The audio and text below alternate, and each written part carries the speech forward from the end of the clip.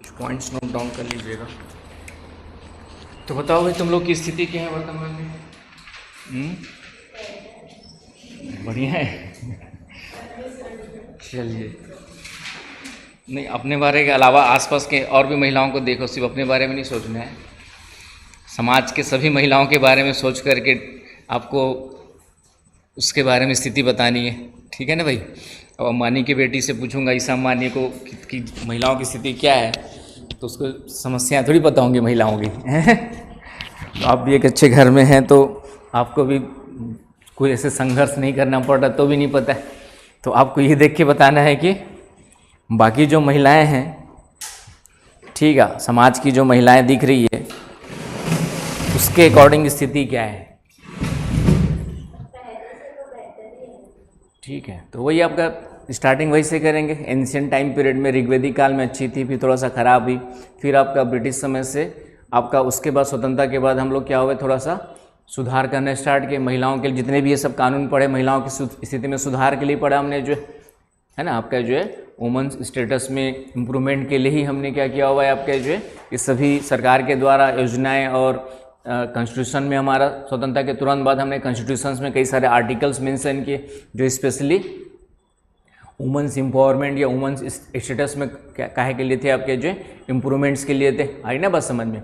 फिर आपने लीगल कई सारे कानून बनाए आप लोगों की सुरक्षा के लिए, ये सब तो देना ही है, तो पॉजिटिव इम्पैक्ट हो गए। और नो डाउट आपके जो समय के साथ महिलाओं की स्थिति में सुधार हो रहा है, लेकिन उसके बाद फिर उसके बावजूद भी अभी भी देखेंगे तो कई सारी समस्याएं है ना दिखाई देता है। ग्रामीण और नगरीय महिलाओं की तुलना करो, डिस्क्रिमिनेशन अंतर दिखाई देगा ना भाई, आपको डिफरेंसेस दिखाई देगा, आपका जो इनइक्वालिटी यहाँ पे दिखाई देगी। अभी भी ग्रामीण महिलाओं के लिए उतने अपॉर्चुनिटीज़, उतनी सोशल स्टेटस उनका नहीं है जितना कि अर्बन क्षेत्र में होता है।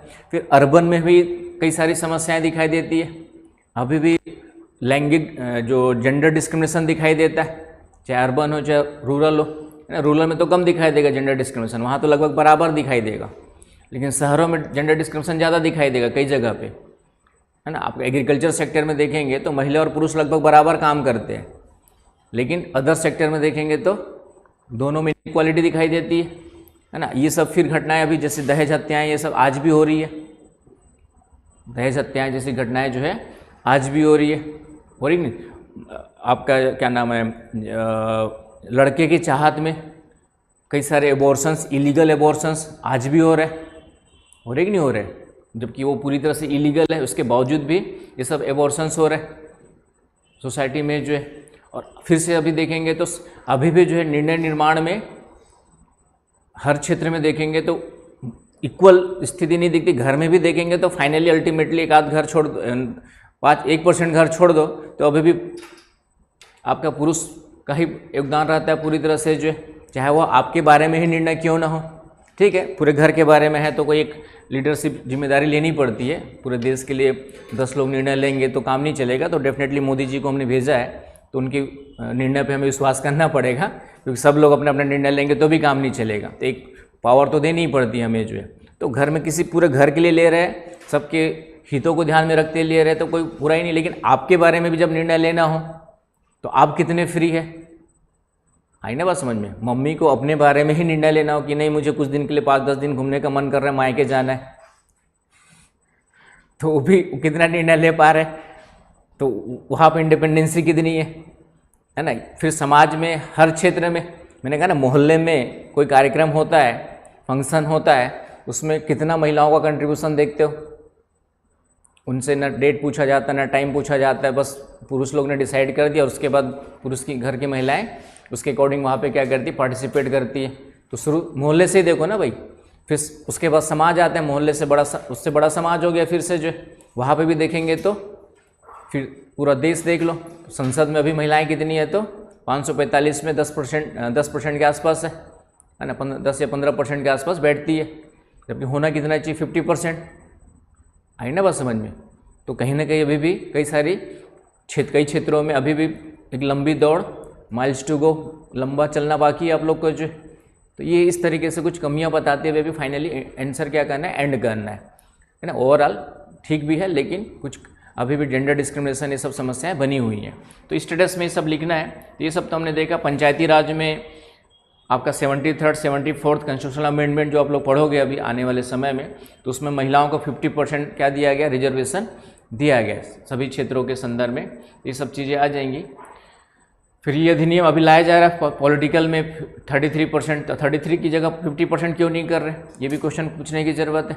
जब 50% पॉपुलेशन आपका क्या है, आपका जो महिलाओं की है, तो 33 क्यों कर रहे भाई, अभी भी कम क्यों कर रहे? कभी पूछा किसी महिला ने? वहाँ महिला सांसद बैठे, उन्होंने किसी ने पूछा? नहीं पूछा, तो गलत है। पूछना चाहिए कि क्यों कर रहे हो भाई, 50% तो जब स्टार्ट ही कर ही रहे हो तो। मैंने कहा ना कि क्यों नहीं मिलेगा, तुम्हारा राइट्स है, हक है। जब 50% पॉपुलेशन और पूरे उनके लिए भी कानून बनाने की जिम्मेदारी आपका भी कंट्रीब्यूशन होना चाहिए, सीधी सी बात है। तो लेकिन यही तो अधिकारों के लड़ना होता है, तो वहाँ पे जो संसद में महिलाएं हैं वो उतने स्ट्रांग नहीं है। इस कारण से पंचायती राज मंत्रालय, ये कुछ डेटा है कि आंकड़े बताते हैं कि महिलाओं के नेतृत्व वाली पंचायतें अक्सर पारंपरिक भौतिक बुनियादी ढांचे के बजाय सामाजिक बुनियादी ढांचे को प्राथमिकता देती है। ये कुछ ऐसे रिपोर्ट्स है जिसको थोड़ा सा दिमाग में रखना है। क्या कहना चाह रहा है, Panchayati Raj 2025 indicates that woman lead panchayats often prioritise social infrastructure over traditional physical infrastructure. क्या मतलब इसका बताओ भाई, कि महिलाओं के नेतृत्व वाली पंचायतें अक्सर पारंपरिक भौतिक बुनियादी ढांचे के बजाय सामाजिक बुनियादी ढांचे को प्राथमिकता देती है। क्या होगा इसका मतलब, क्या होगा बताओ समझ के। सेंटेंस को पढ़ो, समझो क्या कहना चाह रहे हैं। Data from the ministry of Panchayati Raj, often prioritise social infrastructure का मतलब क्या होता है, यहाँ पे वर्ड्स को समझो। सोशल इंफ्रास्ट्रक्चर क्या होता है, और फिर है आपका ट्रेडिशनल फिजिकल इंफ्रास्ट्रक्चर क्या होता है। ये दो वर्ड्स पता होंगे तभी इसका मतलब समझ पाओगे। पारंपरिक भौतिक आपके जो बुनियादी ढांचा और सामाजिक बुनियादी ढांचा, तो ये सोशल इंफ्रास्ट्रक्चर में क्या आएगा, सोचो बताओ। ठीक है, शिक्षा आएगा, स्वास्थ्य आएगा, सोशल इंफ्रास्ट्रक्चर है ना। सोशल मतलब समाज, समाज मतलब व्यक्ति, व्यक्तियों से मिलके क्या बनता है, समाज बनता है ना भाई। सोशल इंफ्रास्ट्रक्चर का मतलब समाज के लिए, इंफ्रास्ट्रक्चर का मतलब समझते हो ना क्या होता है, जो बेसिक फाउंडेशन होता है, बेसिक रिक्वायरमेंट होती है ना। जैसे मुझे इंस्टीट्यूट चलाने के लिए, पढ़ाने के लिए बेसिक इंफ्रास्ट्रक्चर मेरे लिए क्या है, पेन है, बोर्ड है, टेबल है, आप लोग के लिए बैठने के लिए चेयर्स है ना। ये बेसिक हो गया। उसके बाद फिर ये एक्स्ट्रा, उसके बिना काम नहीं चलेगा, पंखा, एसी। तो ये कमरे में जितनी चीज़ें दिख रही है आपको, ये बेसिक इंफ्रास्ट्रक्चर में आ जाएगी मेरे को पढ़ाने के लिए, आई ना बात समझ में। तो समाज में अच्छा जीवन जीने के लिए, समाज में अच्छा जीवन जीने के लिए जो बेसिक चीज़ें हैं वो किस में आएंगे, सोशल इंफ्रास्ट्रक्चर में आएंगी। समझ पा रहे हो ना भाई, चीज़ों को समझना है, अंडरस्टैंडिंग रटने की कोशिश नहीं करना है, समझते हुए आगे बढ़ना है। तो आपका गर्ल्स के, लेडीज़ के कंसर्न में देखेंगे, गर्ल्स के कंसर्न में देखेंगे तो क्या होगा आपका, एजुकेशन, हेल्थ इशू है ना। एजुकेशन हो गया, हेल्थ हो गया आपका मेन आपका, राइट। फिर आपका सोशल स्टेटस, आपका जो फैमिली में, सोसाइटी में, पॉलिटिकल सेंस में, इकोनॉमिकल सेंस में, है कि नहीं। ये सब चीज़ें सोशल इंफ्रास्ट्रक्चर में आएगा। और ट्रेडिशनल फिजिकल इंफ्रास्ट्रक्चर का मतलब क्या हुआ, हाँ, ट्रेडिशनल फिजिकल इंफ्रास्ट्रक्चर, फिजिकल का मतलब जो आपके सामने दिखाई दे रहा है, पारंपरिक भौतिक बुनियादी ढांचा, ठीक है। इसका मतलब क्या होगा बताओ। तो वही ट्रेडिशनल पुण्य, हाँ वही मतलब सड़क वड़क आ जाएंगे, सड़कें हो गई आपकी जो है बेसिक उसिक, जो बेसिक पानी वानी की, तो ये भी जरूरी है आपका जो है। तो यहाँ पे ये कहना चाह रहा है कि वर्तमान data from the ministry of Panchayati Raj indicates that woman lead panchayat often prioritise social infrastructure over traditional. तो दोनों के बीच बैलेंस होना चाहिए, सोशल भी जरूरी है, और क्योंकि कनेक्टिविटी नहीं बढ़ेगी, सप्लाई चेन नहीं बनेगी तो कैसे काम चलेगा। तो दोनों पे जोर देने की ज़रूरत है। तो सामाजिक बुनियादी ढांचे पे प्राथमिकता देती है, जो भी जरूरी है, क्योंकि महिलाओं की शिक्षा सबसे इम्पोर्टेंट है और स्वास्थ्य इम्पोर्टेंट है ना। शिक्षा, स्वास्थ्य के बिना शिक्षा संभव नहीं है। तुम ही लोग में से कई सारे लोग बीच बीच में बीमार पड़ते रहते हो, थोड़ी सी गर्मी बढ़ गई तो बीमार पड़ गए, थोड़ी सी ठंडी बढ़ गई तो बीमार पड़ गए। तो फिर आपका शिक्षा क्या हो जाती है,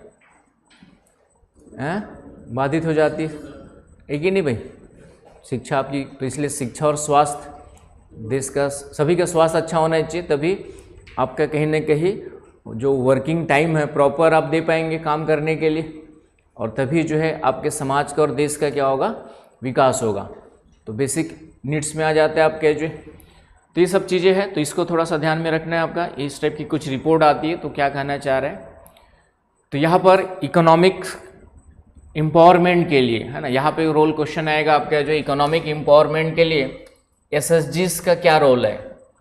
तो लखपति दीदी, नाम सुना है लखपति दीदी, सेल्फ हेल्प ग्रुप। एसएचजी का मतलब क्या होता है, स्वयं सहायता समूह, खुद की सहायता करने वाले ग्रुप्स। तो इसमें महिलाओं की संख्या बहुत ज़्यादा है ना। कई लोग घूमने उमने के जाते होंगे, छत्तीसगढ़ में गए होंगे, जैसे बस्तर उस्तर में या चित्रकूट जलप्रपात गए होंगे, तो वहाँ पे स्वयं सहायता समूह द्वारा संचालित कुछ दुकानें दिखेंगी आपको। गए हो चित्रकूट वगैरह? मुझे चित्रकूट में ही दिखा था, बाकी तो और याद नहीं आ रहा है। कई जगह दिखेंगे ऐसे कि आप चित्रकूट जैसे जलप्रपात गया तो वहाँ पे लिखा था अलग से कि सेल्फ हेल्प ग्रुप के द्वारा संचालित दुकानें, मतलब वहाँ पे केवल महिलाएं ही होटल और बाकी जो होती सर्विंग और सबसे लेकर के उन्हीं लोग क्या कर रहे थे, आपका पूरा का पूरा हैंडल कर रहे थे वहाँ पे। आ रही बात समझ में, कि वहाँ पे दुकानें भी महिलाएं चला रही थी, होटल भी महिलाएं चला रही थी, तो मोस्टली वहाँ पे महिलाओं का ही क्या पूरा का पूरा क्या था, कंट्रीब्यूशन था। तो सेल्फ हेल्प ग्रुप के द्वारा चलाई जा रही थी। तो ये वर्तमान में आर्थिक सशक्तिकरण में इनका रोल जो है महत्वपूर्ण रहा है। तो इसमें क्या करते हैं, कई सारी महिलाओं का समूह होता है, ग्रुप होता है, राइट। फंडिंग आपके जो है इन लोग बैंकिंग वगैरह से एक पर्टिकुलर फंडिंग वगैरह लेते हैं और उसको सही तरीके से क्या करते हैं, यूटिलाइज करते हैं, है ना। रजिस्टर्ड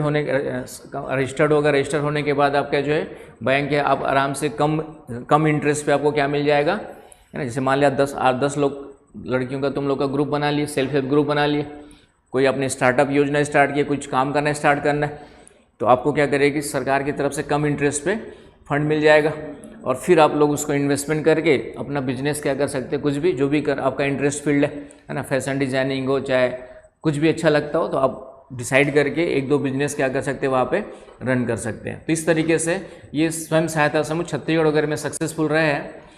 तो स्वयं सहायता समूह से लखपति दीदी तक की कहानी है। तो यहाँ पे देखिए, the economic role of women is undergoing a paradigm shift, है ना। ये वर्ड आपका आएगा पैराडाइम शिफ्ट, हिंदी में लिखा होगा आपका जो है एक बड़ा बदलाव, है ना। पैराडाइम शिफ्ट का मतलब होता है एक बहुत बड़ा चेंज, सडन चेंज या अचानक से होने वाले चेंज को हम लोग क्या कहते हैं, पैराडाइम शिफ्ट कहते हैं। आ रही ना बात समझ में। तो बड़ा बदलाव आ रहा है। दीनदयाल अंत्योदय योजना और राष्ट्रीय ग्रामीण आजीविका मिशन के तहत लगभग 10 करोड़ महिलाएं एसएचजी का हिस्सा है। इस योजना, एक योजना चलाई गई है सरकार के द्वारा, केंद्रीय सरकार के द्वारा, अंत्योदय योजना। आपका जो दीनदयाल अंत्योदय योजना, national rural livelihood mission, NRLM कहते हैं, है ना। पहले इसका नाम कुछ और था, बाद में चेंज करके दीनदयाल अंत्योदय योजना हो गया, national rural livelihood mission, NRLM। नाम याद कर लो योजना का। Nearly 100 million women are now part of एसएचजीज। 10 करोड़ से अधिक महिलाएं क्या है आपका जो है सेल्फ हेल्प ग्रुप का हिस्सा है। आ रही बात समझ में। तो ये समूह केवल सूक्ष्म बचत इकाइयों से बदलकर परिष्कृत उद्यमशील उपक्रमों में, जैसे गांव में आपने क्या बोलते हैं, कुछ महिलाएं होती ना जो थोड़ा थोड़ा जमा करती है। गांव में कभी किसी को अनुभव है कि 2-4-10 महिलाओं या कुछ ग्रुप होता है, कुछ जिसके पास 1000, 2000, 5 जो भी जितना कंट्रीब्यूट कर सके तो जमा करती, फिर उसको जिसको ज़रूरत है उठा लेते, थोड़ा बहुत इंटरेस्ट लगता है, फिर उसको धीरे धीरे दे देते। ऐसा होता है ना, देखा होगा। तो ये उसी का बड़ा रूप है। ये क्या आपका उसी का ऑर्गेनाइज इंस्टीट्यूशनल फॉर्म है एसएचजी जो है। तो छोटी छोटी बचत को इन लोग क्या करते हैं, कलेक्ट करते हैं और फिर उसको क्या करते हैं, इन्वेस्ट करते हैं। आ रही बात समझ में। छोटी छोटी बचतों को क्या करते हैं, उसी से कॉन्सेप्ट आया है कि छोटी छोटी बचतों को क्या करते हैं, आपका कलेक्ट करते हैं। मैंने कहा ना, जैसे आपके पास पूंजी नहीं है लेकिन 10-15 महिलाओं ने जमा किया और आपको दे दिया, है ना। आपने उसमें 10,000 प्रॉफिट कमाया तो उसका 1%, 10% मान लो आपने उसको फिर से वापस कर दिया, तो उनका भी फायदा हो गया कैपिटल के कारण से। आपके पास आइडिया था लेकिन पैसा नहीं है, तो हेल्प करने का काम कौन करेंगे, इनके द्वारा जो जमा किया सूक्ष्म बचत है, जो आपका थोड़ा बहुत आपका माइक्रो सेविंग्स है, वो क्या होगी आपकी जो है कहीं ना कहीं इस तरीके से वहाँ पे उनको हेल्प करती है। और इसी तरह से करते करते वो कई सारी महिलाएं जो अच्छा खासा आपका डेवलप करके अच्छा इकोनॉमिकली स्ट्रांग हो गई है। तो ये सक्सेसफुल स्टोरी के रूप में लिया जाता है एसएचजी को जो है। तो एक तरीके से उद्यमशील उपक्रम समझते हो ना भाई, एंटरप्रेन्योर, ये वर्ड तो आज की डेट में कॉमन है। आज की डेट में पूछोगे क्या बनना चाहते हो तो स्टार्टअप करना है, एंटरप्रेन्योर बनना है, ये वर्ड कॉमन हो गया आज की डेट में, है ना। अच्छी बात है। ये कुछ चीज़ें जो है पहले ये हम लोग नौकरी के अलावा दूसरी चीज़ नहीं सोच पाते थे। अब कई सारे लोग हैं कि नौकरी छोड़ करके स्टार्टअप अपना खुद का कुछ करने की सोचते हैं। आ रही ना बात समझ में? क्योंकि कितने लोग को नौकरी देंगे? नौकरी करोगे तो आप अकेले करोगे। जैसे मैं नौकरी करता तो मैं अकेला करता, अपने लिए कमाता फिराता। इंस्टीट्यूट चला रहा हूँ तो 2-4 लोग एम्प्लॉयमेंट भी रखा हुआ हूँ। इंस्टीट्यूट चला रहे हैं तो 2-4-5 लोग को नौकरी भी दे रखा है। आई ना बात समझ? तो कहीं ना कहीं स्टार्टअप से खुद को रोज़गार मिलता है और दूसरा कुछ लोगों को उसके साथ साथ और रोज़गार मिलता है। तो जितने ज़्यादा स्टार्टअप्स होंगे, जितने ज़्यादा एंटरप्रेन्योर्स आएंगे, एम्प्लॉयमेंट भी क्या होंगे आपके जनरेट्स होंगे। तो लेकिन इसके लिए थोड़ा सा मेहनत और विजन और उसमें रिस्क लेना पड़ता है। एंटरप्रेन्योरशिप का मतलब ही है कि थोड़ा सा रिस्क लेना पड़ेगा। गवर्नमेंट जॉब क्या होती है? सबसे कंफर्टेबल जॉब होती है। एक बार नियुक्त हो गए उसके बाद करो काम, चलो ना करो, सब चलते रहते हैं आपके जो। तो उसको भी सुधारने की ज़रूरत है ना। प्रधानमंत्री बनूंगा तो एक दूसरा काम यही करूंगा कि हर 5 साल में क्या करूंगा, सभी का फिर से परफॉर्मेंस टेस्ट होगा। जो अच्छा परफॉर्म कर रहा है वो कंटिन्यू रहेगा नौकरी में, नहीं तो होना चाहिए। सीधी सी बात है ना भाई, गवर्नमेंट का टैक्स का पैसा लग रहा है। तो इससे क्या होगा, सब अपने, मतलब मैंने कहा ना कि बहुत बड़े चेंजेस की ज़रूरत नहीं है। सिर्फ छोटे छोटे रूल्स बना दो कि हर 5 साल में टीचर की नौकरी लग गई, हर 5 साल में तुम्हारा एक और टेस्ट होगा भाई कि तुम, अब जैसे होता क्या है, आज मैं असिस्टेंट प्रोफेसर बना, रिटायर्ड होऊंगा तब भी मेरा नॉलेज उतना ही रहेगा जितना कि आज था। क्योंकि बनने के बाद फिर कुछ बहुत कम लोग होते हैं, 1% 2% होते हैं जो फिर अपने आप को इम्प्रूव करते रहते और आप बच्चों का भी भला करते हैं। लेकिन एक बार नियुक्त हो गया, आज जितनी ज्योग्राफी आती है वो रिटायरमेंट में भी उतनी ज्योग्राफी आएगी मेरे को। तो इससे बच्चों को कुछ फ़ायदा हुआ क्या? नहीं हुआ। क्योंकि आपका जिम्मेदारी बनती कि जो नई चीज़ें हो रही उसको भी बच्चों को इंट्रोड्यूस करें। तो ये हर क्षेत्र में आपको देखने को मिलेगा। एक बार नियुक्त हो गया उसके बाद वही उतना का उतना ही है। तो कुछ नहीं करना है, बस 5 साल का टाइम दे दो कि 5 साल बाद भाई तुम्हारा फिर से परफॉर्मेंस टेस्ट होगा, सब कुछ अच्छा रहा, पब्लिक के द्वारा टेस्ट होगा, सोशल ऑडिट होगा, सब ने कहा ओके है, बहुत अच्छे काम कर रहे हैं, तो आगे नौकरी बढ़ाई जाएगी। नहीं तो फिर उसी के बाद तुम दूसरा धंधा पानी सोच लेना। इतना सा कर देंगे तो सब गवर्नमेंट कर्मचारी टाइम पे, सब कुछ समय पे, सब कुछ अच्छा होने लग जाएगा। तो मैंने कहा ना, छोटी छोटी चीज़ें पता नहीं, वहाँ सलाह देने वाले लोग ये सब सलाह देते भी है, लेकिन वोट बैंक या किसके कारण से पता नहीं गवर्नमेंट अभी करेगी। वैसे अभी बीच में कहीं देखा था मैंने, ठीक है, कहीं तो इस बारे में चर्चा हुई थी थोड़ी सी, तो मुझे खुशी हुई थोड़ा सा कि चलो अच्छा है। तो लखपति दीदी पहल एक आपका ये क्या है देखिए, लखपति दीदी पहल। The government has set an ambitious target to create 30 million Lakhpati Didis by 2027। आ रही बात समझ में? These are rural women who earn an annual income of ₹1 lakh at least, 1 lakh रुपये annual income by providing training in areas like plumbing, LED bulb making and drone operation. The initiative is breaking gender barriers in technical trades. तो जिन क्षेत्रों में gender barriers है ना, लैंगिक रूप से, जैसे हम बल्ब बनाना है, प्लम्बरिंग वगैरह में कोई महिला आई है तुम्हारे घर में आज तक? प्लम्बर के जब काम कराना हो तो कोई महिला देखो तुम्हारे घर में प्लम्बरिंग करने आई हो? तो अभी भी कई ऐसे क्षेत्र है जहाँ पे जेंडर कहीं ना कहीं क्या देखा जाता है, आपका जो है एक जो वर्ड यूज किया आप यहाँ पे, जेंडर बैरियर्स है। आ रही ना बात समझ में? कहीं ना कहीं कई सारे काम ऐसे मिलेंगे जहाँ पे जेंडर बैरियर्स आपको देखने को मिलते हैं। बहुत IIT वगैरह में अब आने लगे हैं थोड़ा बहुत अभी भी, लेकिन परसेंटेज कितना होगा? मेरे ख्याल से 10% भी नहीं होगा, उससे कम ही होगा। इंजीनियरिंग फील्ड में, टेक्निकल फील्ड में, डॉक्टरी फील्ड में तो मिलेंगे, लेकिन इंजीनियरिंग फील्ड में महिलाओं की संख्या पिछले 5-10-20 सालों में बढ़ी है थोड़ा बहुत। फिर भी मुझे लगता है कि 10% ज़्यादा IIT जी वाले होंगे। आई ना बात समझ में? तो वहाँ पे भी अभी कहीं ना कहीं बैरियर्स है। अभी भी एयरफोर्स या किसी भी फोर्स में जाएंगे तो महिलाओं की कंट्रीब्यूशन कम ही है, तो धीरे धीरे उसको बढ़ाने की ज़रूरत है। तो यहाँ पे स्मॉल लेवल पे क्या किया जा रहा है कि प्लम्बरिंग, आपके जो है LED LED bulb making, drone operations, इन सब क्षेत्रों में महिलाओं के पार्टिसिपेशन को बढ़ाने के लिए इस तरीके से योजना चलाई गई है सरकार के द्वारा, लखपति दीदी इनिशिएटिव, लखपति दीदी पहल। आ रही बात समझ में? तो इस तरीके से लैंगिक बाधाओं को क्या कर रही है, तोड़ने की कोशिश की जा रही है। मैंने कहा ना, कंप्यूटर ऑपरेटर जब मुझे वीडियो एडिटिंग वगैरह के लिए चाहिए तो अभी भी महिलाओं का रिज्यूम कम आता है। जो भी स्किल वाले चीज़ें हैं, हम वो सामने कॉलिंग के लिए, इन सब के लिए वहाँ पे भले ज़्यादा मिल जाता है, क्योंकि उसके लिए कोई स्किल अलग से चाहिए नहीं, बस हाय हेलो बात करना आना चाहिए, है कि नहीं भाई, कि हमारी ये कोचिंग चल रही है, इसमें ये कोर्सेज चल रहे हैं, तो थोड़ा सा आपका इन्फॉर्मेशन दे करके, तो उसके लिए ज़्यादा ट्रेनिंग और उसके स्किल की ज़रूरत पड़ती नहीं है, तो उसके लिए बहुत सारे बच्चे मिल जाते हैं। लेकिन वही कोई स्किल वाला काम, मैंने कहा कंप्यूटर ऑपरेटर के लिए चाहिए तो बहुत कम लोग मिलते हैं, वो भी एक्सपर्ट चाहिए तो बहुत और कम मिल जाते हैं। थोड़ा बहुत चलाने वाला आ जाते हैं, लेकिन एक्सपर्ट अभी तक मेरे पास बहुत कम लोग मिले। तो स्कोप आप लोग के लिए खाली है। मैंने इसलिए कहा कि यूपीएससी की तैयारी के साथ साथ भी कुछ एक आध स्कोप ले करके चलते रहिए। एक स्किल आपके पास हमेशा होनी चाहिए, ताकि चाहे वो फैशन, जो भी इंटरेस्ट हो आपका फील्ड, उसको छोड़ना नहीं है।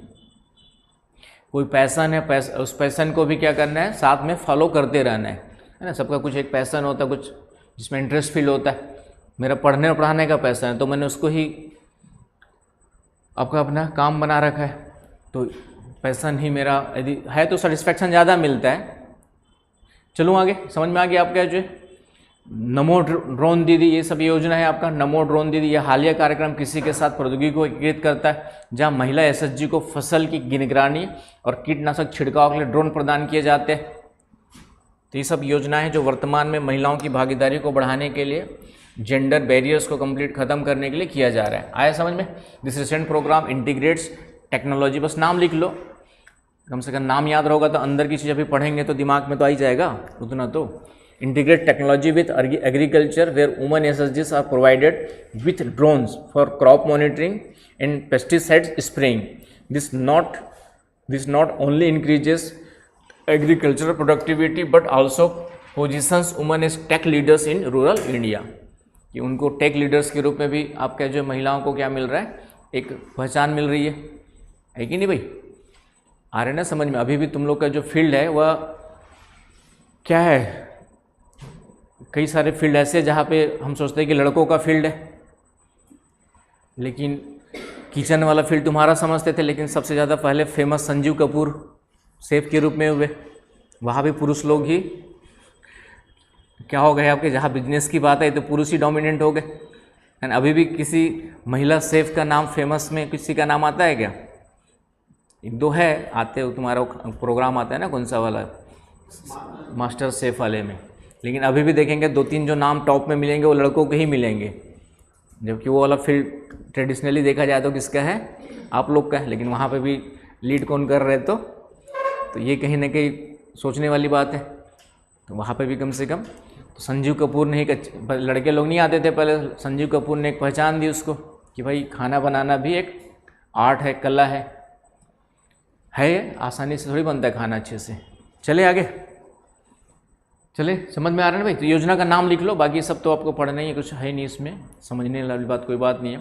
तो ये हो गया आपका इकोनॉमिक। तो क्वेश्चन कभी आ जाए कि वुमन इकोनॉमिक एम्पावरमेंट के लिए, वुमेंस के लिए एसएचजी का क्या रोल है, या क्या प्रयास किए जा रहे हैं, या किस तरीके से वर्तमान में हम लोग महिलाओं के इकोनॉमिक एम्पावरमेंट्स के लिए क्या क्या काम कर रहे हैं, इस तरीके से कुछ चीज़ें आएंगी। तो दो तीन योजनाएं आपको डाल देनी कि सरकार जो है उन क्षेत्रों में भी जहाँ पे अभी जेंडर गैप दिखाई देता है, जेंडर बैरियर्स दिखाई देते हैं, उन क्षेत्रों में भी बढ़ावा देने के लिए महिलाओं के लिए सब काम कर रही है। बाकी जो योजनाएं पहले पढ़ा वो तो आएंगी ही आएंगी, लेकिन उन क्षेत्रों के लिए जहाँ पे अभी जेंडर गैप या जेंडर बैरियर्स बहुत ज़्यादा दिखाई देते हैं, उन क्षेत्रों को प्रमोट करने के लिए भी जो है सरकार ये सब काम कर रही है। आई ना बस समझ में? तो ये सब योजनाएं प्रीलिम्स में योजनाओं के नाम से आएगा, मेंस में लिखना पड़ेगा आपको कि कौन सी योजनाएं हैं। नेक्स्ट आते हैं आपका सोशल एस्पेक्ट में, वर्तमान में। तो इकोनॉमिक एम्पावरमेंट में समझ में आ गया कि वर्तमान स्थिति देखेंगे इकोनॉमिक एम्पावरमेंट। नो डाउट सभी क्षेत्रों में महिलाओं का कंट्रीब्यूशन क्या हो रहा है, बढ़ा है इकोनॉमिक एम्प्लॉयमेंट में, बट अभी भी परसेंटेज क्या है आपका, कम है। ये वर्ड हमेशा डालना है, बढ़ा तो है लेकिन अभी भी रेशियो देखेंगे तो कम है। फिर इनइक्वालिटी हमेशा दिखाई देती है। प्राइवेट सेक्टर्स में जाएंगे तो महिला और पुरुषों के वेतन में सेम काम के लिए समान वेतन अभी पूरी तरह दिखाई नहीं देता है। Equal pay for equal work अभी पूरी तरह से प्राइवेट सेक्टर्स में दिखाई नहीं देता है ना। ये वर्ड तो डाल ही देना है आपको, जबकि हमारा कॉन्स्टिट्यूशन आर्टिकल 42 क्या कहता है, equal pay for equal work. आई ना बस समझ में। तो ये सब चीज़ें थोड़ा सा एनालिटिकल क्रिटिकल एनालिसिस करना है आप लोग को, जो ऑब्जर्व कर रहे हैं आप लोग उसको। सोशल डायमेंशंस, हेल्थ, एजुकेशन है, सेफ्टी, ये आपका सोशल डायमेंशंस हो गया। तो इनमें आपकी स्थिति क्या है, ठीक है। शिक्षा तो लगभग सभी को बराबर देने की कोशिश की जा रही है। सुरक्षा के लिए हमने देखा बहुत सारे कॉन्स्टिट्यूशनल प्रोविजंस है, लीगल प्रोविजंस है, सब आ जाएंगे। सेफ्टी के लिए आपका जो दिया जा रहा है ना।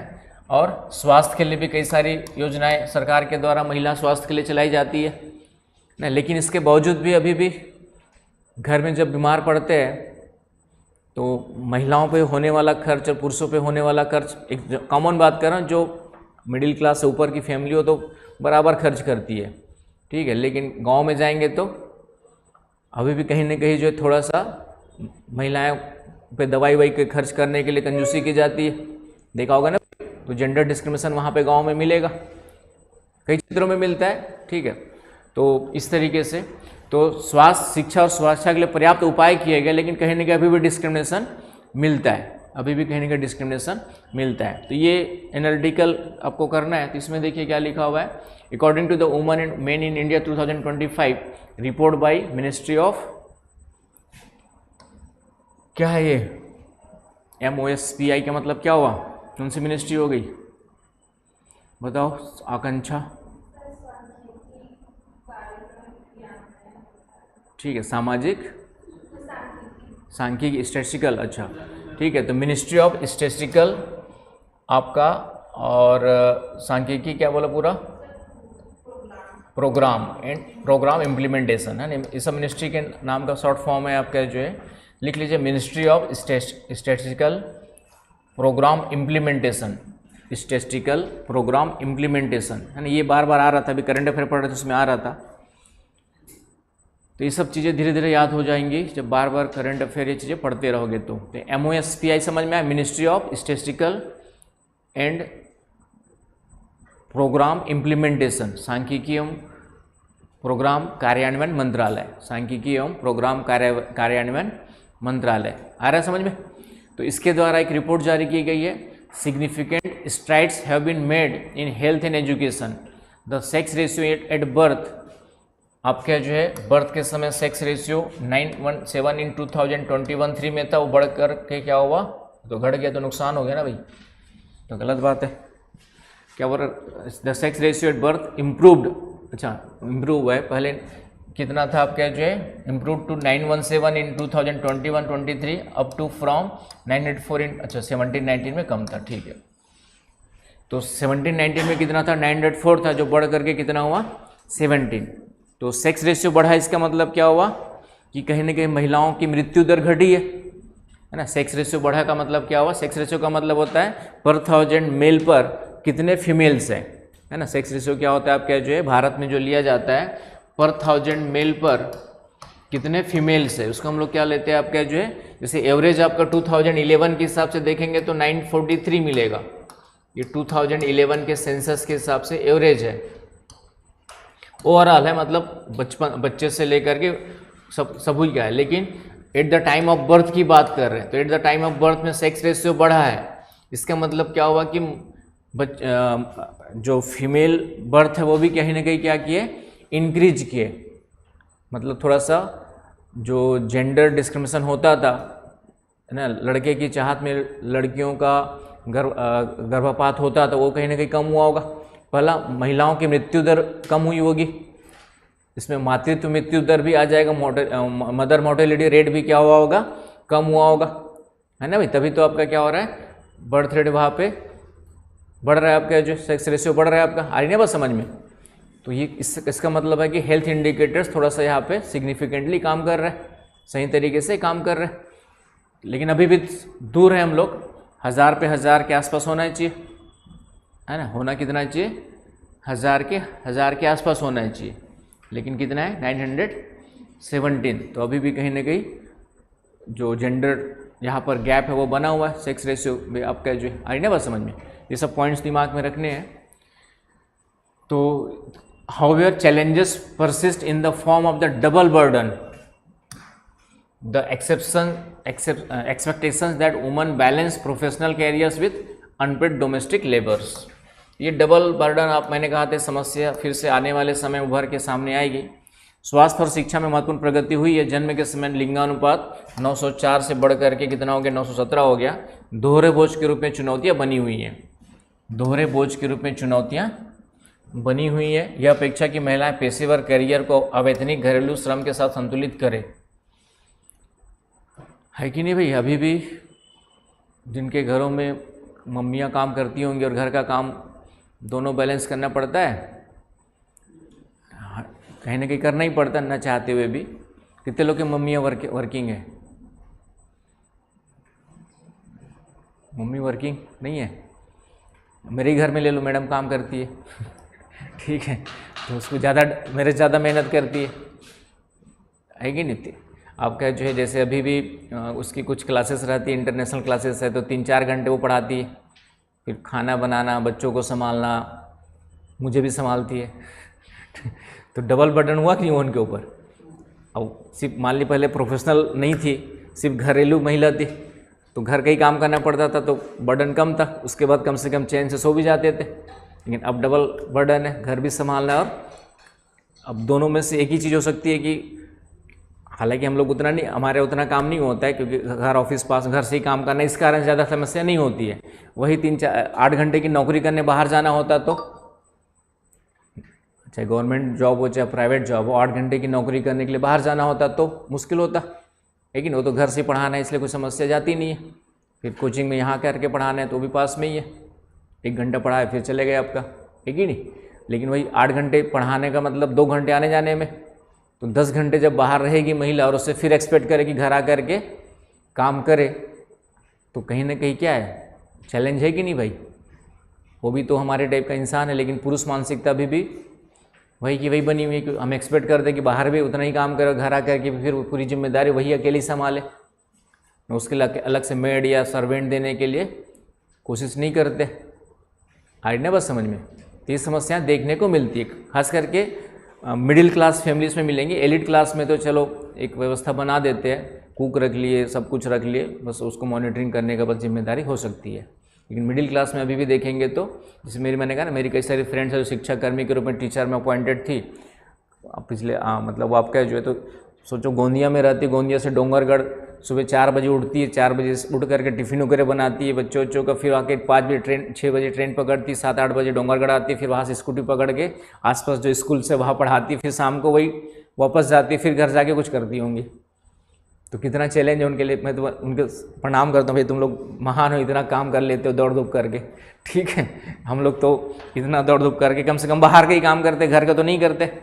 तो कहीं ना कहीं चैलेंजेस अभी भी बना हुआ है, तो उसको चैलेंजेस को दूर कैसे करोगे? तो डेफिनेटली पुरुषवादी मानसिकता में सुधार की ज़रूरत है। यहाँ पे सुधार किसकी शुरुआत की ज़रूरत है?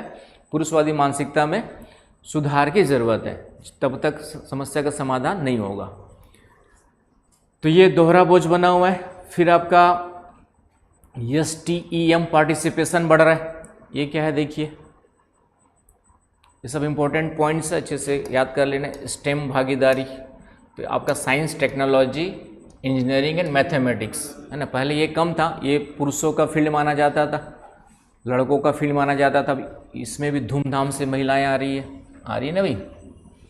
जैसे अभी मिशन आपका मंगलयान था, जो भी था, उसमें लीड किसने किया था? महिला आपका सहायक लीडर के रूप में साथ में थी। आपका जो ये सब एग्जाम्पल्स याद रखने हैं, एग्जाम में भी काम आएंगे। ऐसे राइटिंग वगैरह ऐसे बन सकता है ना। महिलाओं की वर्तमान में स्थिति, या महिलाओं को अभी भी लंबा सफ़र तय करना है अपने अधिकारों की लड़ाई के लिए। चले आगे।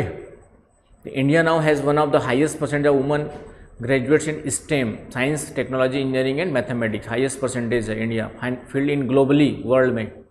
At approximately 43% women organizations and government scholarship schemes like Vigyan Jyoti have played a crucial role in mentoring young girls to pursue research and innovation।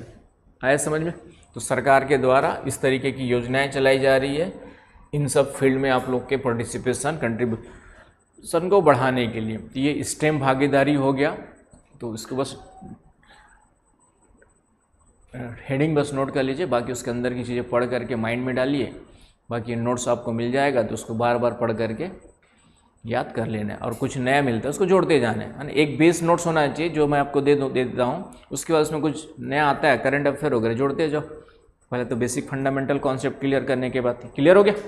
तो ये हो गया आपका जो है, इन क्षेत्रों में भी आपका पार्टिसिपेशन बढ़ रहा है। सेफ्टी एंड जस्टिस की बात करें तो यहाँ पर भी चैलेंजेस अभी बने हुए हैं। Beti Bachao Beti Padhao campaign has improved mindset, issues of domestic violence and cyber harassment remain critical. अभी भी जो है मैंने कहा ना, डोमेस्टिक वायलेंस अभी भी, अब अपने अपने घरों की बात नहीं बताओगे, लेकिन हर एक के घर में जो है थोड़ा बहुत डोमेस्टिक वायलेंस आपको दिखाई देगा।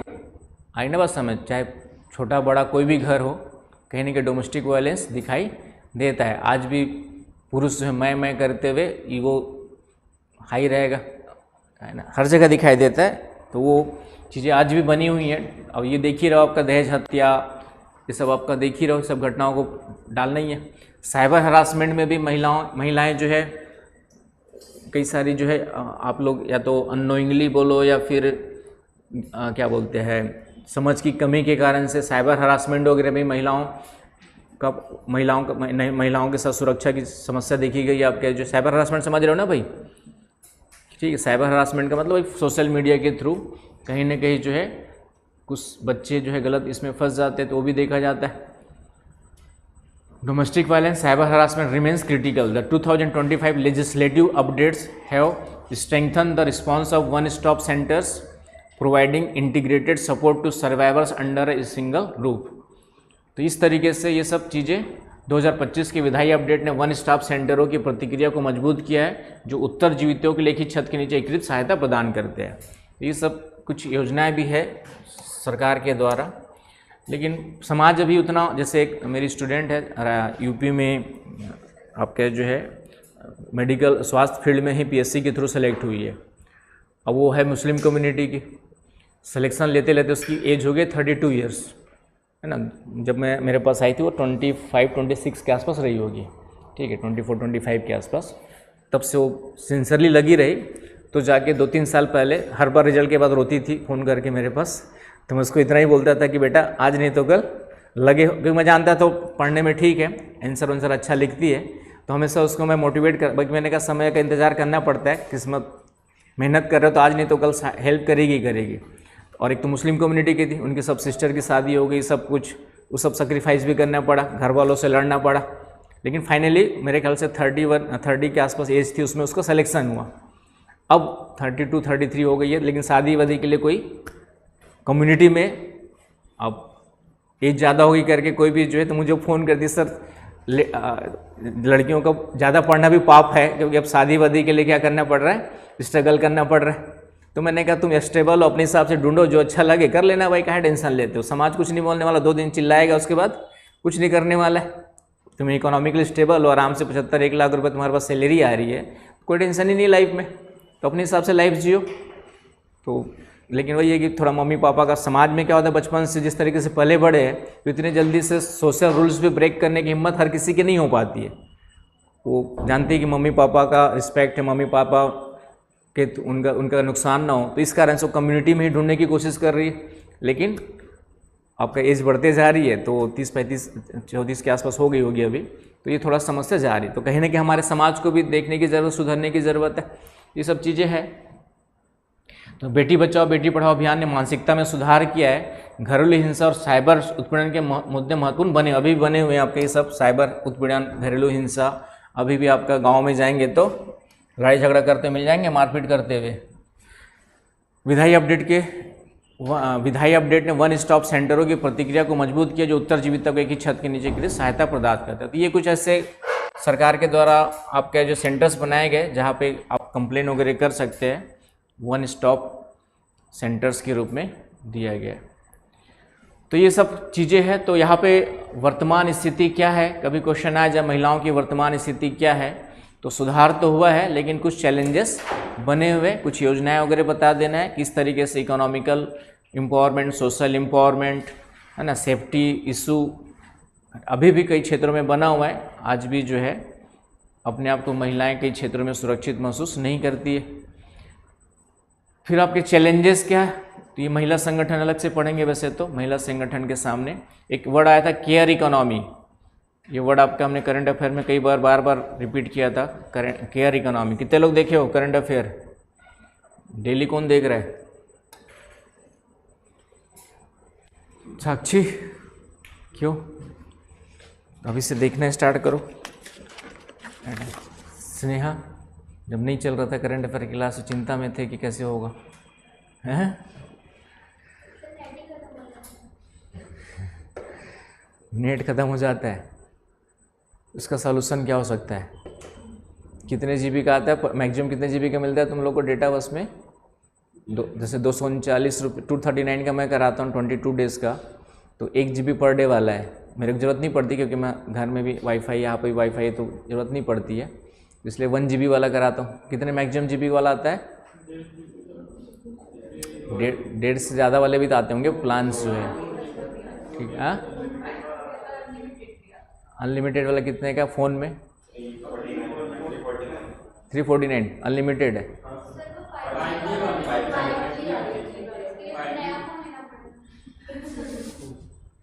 ठीक है, चलो हॉस्टल में वाईफाई वगैरह नहीं लगा के दिया है, ठीक है, हॉस्टल लगा दे देना चाहिए एक वाईफाई कनेक्शन कम से कम की वहाँ पे जो है। तो ठीक है, अब ये कवर करना पड़ेगा। अनलिमिटेड वाला अवेलेबल है तो, नहीं तो मेरे ख्याल से 500 रुपये में तो फिर वो वाईफाई भी लग जाता है। आज के डेट में भी मस्ट है 500 रुपये महीना उसका बजट बनाने के लिए। या फिर 349 5G फ़ोन है तो उसमें आपका जो 4G में नहीं है वो वाला अवेलेबल, नए वाले में दिया 5G वाले में, हाँ है, हाँ तो इसमें है, उसमें पोर्ट करवा लो, क्या टेंशन है, कहीं तो फ़ायदा मिलना है। 349 ज़्यादा नहीं है, अनलिमिटेड दे रहे हैं तो 349 का बजट तो आप लोग बना ही सकते हो अनलिमिटेड के लिए, है कि नहीं? तो वो ज़्यादा नहीं है तो अनलिमिटेड वाला ले लीजिए भाई, कि फ़ोन जहाँ जिसमें मिल रहा है उसमें पोर्ट करा लीजिए, क्या टेंशन है। अब हम लोग तो देते ही है ना। चलिए, तो ये हो गया। तो चुनौतियाँ अलग से पढ़ेंगे। वैसे तो केयर इकोनॉमी क्या होता है? केयर इकोनॉमी क्या है? केयर इकोनॉमी का वही है जो महिलाएं घर में आपका जो है घर के केयर के लिए पूरा समय देती है, लेकिन इनकम उनकी क्या होती है? 0। तो वही 8 घंटे बाहर जाके काम करती, कुछ भी करती, छोटा बड़ा जो भी काम करती, तो कुछ तो इनकम जनरेट करती है कि नहीं? तो उसको क्या कहा गया? केयर इकोनॉमी कहा गया, जिसकी वैल्यू हम लोग 0 आंकते हैं। लेकिन वर्तमान सरकार प्रयास कर रही है कि उसका भी क्या हो, इवेल्युएशन हो, कि 8 घंटे महिला घर में काम कर रही है तो उसका भी कम से कम मिनिमम मान के चलो 10,000 रुपये महीना, कम से कम उतना मिनिमम घर का काम सुबह से लेकर शाम तक तुम लोग की जिम्मेदारियां संभालती है। 10,000 भी कम, उसकी तो अनलिमिटेड है, वो तो क्या बोलते हैं आपका जो है अनकाउंटेबल है। लेकिन इकोनॉमिकल बेस पे देखेंगे तो 10 से 15,000 तक यदि मैं दिन भर के लिए मेड रखूं, या दिन भर के लिए कोई एक स्टाफ सुबह आया और शाम तक जो काम मम्मी या मेरे घर में करते वो करके जाए, तो कितना पेमेंट देंगे? कम से कम 10,000 तो देना ही पड़ेगा, है ना? क्योंकि बाई आती है 1 घंटा काम करके साफ़ सफाई करके जाती है, 3,000 मैं देता हूँ, तो दिन भर 8 घंटे की लाएगी, तो उसके हिसाब से सोचूंगा तो 10, 12,000, 15,000 से कम में तो कोई मिलेगा नहीं। और आप लोग के घर में मम्मियाँ या घर में अदर्स जो है इस तरीके से दिन भर काम कर रहे हैं, तो 15,000 तो उनका पेमेंट बनता है कि नहीं? तो उसी का कंट्रीब्यूशन के कंटेक्स्ट में केयर इकोनॉमी वाला कॉन्सेप्ट आया हुआ है। तो केयर इकोनॉमी अभी भी कम मूल्यांकित है, कि केयर करने के लिए हम उसको क्या मान लेते हैं? अवैतनिक मान लेते हैं, अनपेड मान लेते हैं। आई ना बस समझ, तो केयर इकोनॉमी समझ में आ रहा है वर्ड? आकांक्षा को अच्छे से आ रहा होगा क्योंकि डेली क्लास करती है, बाकी का नहीं पता मुझे। तो care economy remains undervalued. Women's organisations are increasingly demanding that the state recognise unpaid care work which accounts for a significant portion of India's hidden GDP. तो कहना चाह रहा है कि जीडीपी में जो अनपेड केयर है उसको भी क्या किया जाए? सम्मिलित किया जाए, कम से कम एक मिनिमम अमाउंट मान करके। विच आए समझ में? Transition from woman development to woman lead development requires this organisation to be included in the highest level of policy planning. नीति निर्माण में इसका क्या मिलेगा? कहीं ना कहीं आपका हेल्प मिलेगी। भारत के छिपे हुए सकल घरेलू उत्पाद का एक महत्वपूर्ण हिस्सा है। महिला विकास से महिला नेतृत्व वाले विकास की ओर संक्रमण के लिए इन संगठनों को नीति नियोजन के उच्चतम स्तरों पर शामिल करने की आवश्यकता है। मतलब जो भी महिला संगठन है उसको पॉलिसी मेकिंग में भी और ज़्यादा इन्वॉल्वमेंट देने की ज़रूरत है, ये कहना चाह रहे हैं। आ रही बात समझ में? तो केयर इकोनॉमी को हम लोग क्या मान लेते हैं? अनपेड मान लेते हैं, तो उसको भी ध्यान देने की ज़रूरत है। तो ये हो गया आपके जो है चैलेंजेस में महिला संगठनों के सामने चुनौतियाँ। संगठन अलग से पढ़ेंगे अभी। आगे की राह, तो आगे की राह क्या है तुम लोग के लिए, देखिए 2026 में महिलाओं की भूमिका अब केवल कल्याण के लाभार्थियों तक सीमित नहीं है, वे अर्थव्यवस्था की चालक और राष्ट्र की अंतरात्मा है। महिला संगठनों को नीति और व्यवहार के बीच की खाई पाटना जारी रखना चाहिए, सुनिश्चित करते हुए कि सबसे दूरस्थ गांव की अंतिम महिला भी प्रगति के प्रभाव को महसूस कर सके। जैसे जैसे भारत अपनी स्वतंत्रता के शताब्दी वर्ष की ओर बढ़ रहा है, महिलाओं का सशक्तिकरण उसकी लोकतांत्रिक सफलता की लिटमस परीक्षा होगी। द रोल ऑफ, समझ में आ गया इसका मतलब, the role of women in terms is no longer restricted to being beneficiaries of welfare, they are the drivers of the economy. समझ में आए, सिर्फ आप लोग को हम लोग बेनिफिशरीज के रूप में नहीं देखना है, आप लोग इकोनॉमी को ड्राइव करने वाले सोर्स के रूप में भी देखने की ज़रूरत है ना। अभी तक हम लोग आप लोग के सिर्फ कल्याण के लिए सोचते थे, अब कल्याण के रूप में ना सोचते हुए कल्याण तो अपने आप हो जाएगा जब आप लोग इकोनॉमिकली क्या होंगे, पार्टिसिपेशन देने लग जाओगे, तो कल्याण अपने आप खुद ही कर लोगे। हम कौन होते करने वाले, है ना भाई। तो खुद का कल्याण खुद करना है तो इकोनॉमिकली डिपेंडेंट होना पड़ेगा। And the conscience of the nation, women's organisations must continue to bridge the gap between policy and practice, ensuring that the last woman in the most remote village feels the impact of progress। जो अंतिम गांव में रहने वाली महिला भी क्या करे, आपके जो विकास या प्रोग्रेस को क्या करे, फील करे। इस पर हमें प्रयास करने की ज़रूरत है। As India moves towards its centenary of independence, the empowerment of women will be the litmus test of its democratic success. तो आगे बढ़ रहे हैं, लेकिन अभी भी मैंने कहा मंजिल बहुत दूर है तुम लोग की, थोड़ा और प्रयास करना है। और पुरुष, हाँ लिटमस टेस्ट क्या होता है बताओ? बेसिक और इसका टेस्ट होता है ना, लाल का एक तो क्या डालेंगे, पानी डालेंगे तो लाल हो जाता था, या फिर एसिड है तो लाल हो जाता था, और बेसिक है तो आपका कौन सा कलर, ब्लू हो जाता है, तो वो वाला। तो लिटमस टेस्ट यहाँ पर वर्ड यूज किया हुआ है, एक प्रोफेस के रूप में यूज किया हुआ आपका जो है लिटमस टेस्ट का मतलब है कि अभी और परीक्षण बाकी है, ठीक है। तो ये सब चीज़ें हैं, कुछ डेटा है देख लीजिए। आपका पॉलिटिकल सेक्टर्स में आपका परसेंटेज कितना है, ओनली 14%, ठीक है। 33 के लिए वेटिंग है आप लोग जो है, तो 50 के लिए होना चाहिए, अगली बार जाओगे तो 50 के लिए मांगना। इकोनॉमिकली आप लोग 40% रूरल हायर देन अर्बन, यहाँ पे सोचो उल्टा चल रहा है, रूरल में ज़्यादा पार्टिसिपेशन है महिलाओं का अर्बन की तुलना में, समझ गए। क्योंकि रूरल एरियाज में एग्रीकल्चर सेक्टर्स में महिलाएं भी बराबर क्या करती है, पार्टिसिपेशन करती है, खास करके मिडिल और लोअर मिडिल क्लास में। हाई क्लास में महिलाएं घर में ही रहती है, या तो घर में ही रहेंगी या फिर बड़ी वाली कोई जॉब करेंगी, राइट। निचले वालों में पार्टिसिपेशन बराबर है ना। जैसे मजदूर है तो मजदूरी करने के लिए हस्बैंड वाइफ दोनों जाते हैं, तो बराबर हो गए ना, इक्वल। तो इस तरीके से अच्छा भी है। और ऊपर लेवल पे जाते हैं तो फिर हम लोग महिलाओं को घर से बाहर निकलना बंद कर देते हैं, वो गलत है। उनको भी अब ज़्यादा कमा रहे तो फिर उसका बोलते क्यों कमाएंगे भाई, इतना तो कमा रहे, लेकिन अपने इंडिपेंडेंस के लिए कमाना, कितना भी घर में आपका हस्बैंड या कोई भी कमाता हो, लेकिन अपनी इकोनॉमिक इंडिपेंडेंस रखना ज़रूरी है, ताकि आप अपने हिसाब से लाइफ को क्या कर सके, फ्रीडम होकर के जी सके, अपने लिए अपने खर्चे कर सके। समझ में आया? तो ये इम्पोर्टेंट है, चाहे आप कितने भी करोड़पति अरबपति हस्बैंड से शादी क्यों ना कर लो, फाइनली संतुष्टि मिलेगी जब खुद की कमाई से भले ही सस्ता वाला सूट लोगे, साड़ी लोगे, तो भी सेटिस्फेक्शन ज़्यादा मिलेगा हस्बैंड के द्वारा दिलाए गए महंगे गिफ्ट की तुलना में। समझ गए? तो ये फील आएगा जब आप लोग खुद के कमा के खुद खरीदोगे। तो जिसमें पहली बार कमा के खुद का खरीदा, तब जाके लगा कि हाँ, उसके बाद ही मेरी हेल्थ आना स्टार्ट हुई। उसके पहले पापा के पैसे से खा पी रहे थे, तो उस समय सिंगल हड्डी थे, ठीक है। तो सेटिस्फेक्शन आता है ना, सेटिस्फेक्शन के साथ चीज़ें अपने आप बढ़ते जाती है। स्टेम एजुकेशन 43% है टोटल ग्रेजुएट्स में आपका जो है, स्टडी राइज। और इंटरप्रेन्योरशिप में over 10 crore SHG members, explosive growth यहाँ पे देखा गया है। महिलाएं इंटरप्रेन्योर बन करके सामने आ रही है। तो कुछ बच्चे अच्छे एक लड़की थी, उसको कोई महंगा जूता पसंद आया, तो उसकी मम्मी ने बोला कि बहुत महंगा है, नहीं दिला पाएंगे। तो उसको उसने चैलेंज के रूप में लिया, और आज इतना कमाती है कि मतलब पूछो मत। तो ऐसा कुछ फैमिली बैकग्राउंड नहीं था उसका, लेकिन उसको एक दुख लगा कि मैं इस जूते को नहीं खरीद सकती करके, और उसको लाइफ में चैलेंज के रूप मिले। उसके बाद उसने जो भी कोर्स हो, जो भी किया होगा, पढ़ाई वढ़ाई जो भी किया, और आज इतना कमाती है कि वो बड़े बड़े गाड़ियों में घूमती है, मर्सिडीज़ बेंज से लेकर BMW में घूमती है। ठीक है, तो उसने वो घटना बता रही थी, वो घटना ने मेरा जीवन चेंज कर दिया कि उसको जो जूता पसंद आया वो मैं खरीद नहीं पाई, तो फिर जीवन का क्या मतलब है। तो मैंने चैलेंज लिया कि ऐसे जो भी पसंद है मुझे लाइफ में वो मैं कम से कम खरीद सकूँ, इतना पैसा मेरे पास हो। तो ये कभी कभी क्या होता है, कौन सी घटना किसके लिए चैलेंजिंग बन जाती है। तो ये समझ में आ गया आपका, ये डेटा याद कर लेना है, लिखते समय यूज करना है। 2025-26 की स्थिति है, आगे वाला डेटा इस तरीके से अपडेट करते रहना है। आया समझ में, है ना। समय के साथ जैसे अब ये दे दिया आपका, तो आज की डेट में गूगल में मार दोगे कि परसेंटेज ऑफ वुमन 25-26 जगह 26-27 कर देना, 27-28 कर देना जब एग्जाम देने जाओगे। ये बेसिक डेटा है जो आपका कंट्रीब्यूशन बताता है किन किन क्षेत्रों में महिलाओं का कंट्रीब्यूशन कितना है। आया समझ में। तो ये सब चीज़ें थोड़ा सा देख लेना है।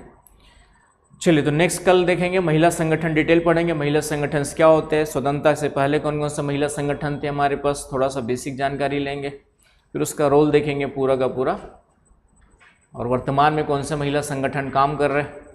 तो संगठन ज़्यादा इंपॉर्टेंट है, क्योंकि अकेले महिला वो नहीं कर सकती जो संगठन कर सकता है। तो संगठन का ज़्यादा योगदान होता है, एकजुट होने का ज़्यादा योगदान होता है। तो भी कॉन्स्टिट्यूशन की क्लास है, तो धीरे से ये मैंने PDF उसमें अपलोड कर रखा है, जिन्होंने आप तो उसमें सभी पढ़ते रहो, बाकी एक साथ निकाल के एक साथ दे दूंगा, ठीक है ना। ये PDF मैंने अपने क्लास जो मेरा अपना ऐप